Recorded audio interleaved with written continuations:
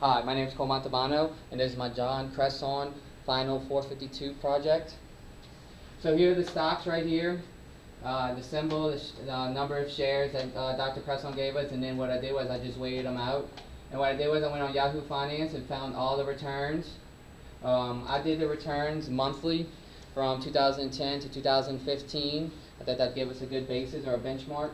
And what I did was after that, I calculated all of my returns. After I calculated all my returns, I found, of course, the average and standard deviation. That's the average right there, standard deviation. And what I did after that was I ranked from highest to lowest based off risk and based off return for the past 5 years. And surprisingly, Krispy Kreme was the highest return from 2010 and 2015. But on the contrary, it was also the highest risk as well. So what I did right here was I labeled my top 5 stocks. I thought of the portfolio out of the 5 years, and then I ranked the 5 worst stocks, which I took Energy and Cisco as probably the 2 worst performance stocks out of the 5 years. So what I did was I basically did just a little portfolio thing. What I did was I just took the shares total and I weighted it out with the return. And out of the portfolio, you got a 1.34% return with a standard deviation of 0.007.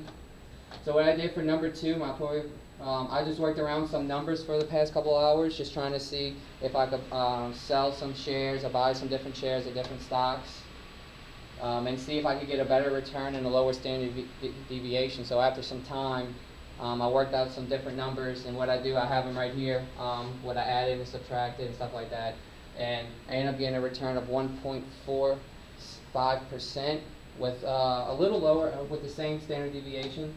So not too bad. And then so my number 3 was I took out Energy because I really didn't like Energy. It's been a low performance stock the past 5 years, and I added Dollar General.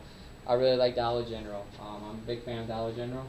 So what I did was I calculated Dollar General, tried to get it around the same total price, and I got a return of 1.397% with actually a lower standard deviation of 0.006.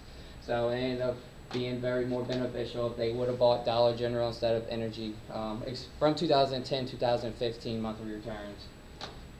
And so what I did right here on my last one was I took Amazon and took out Krispy Kreme.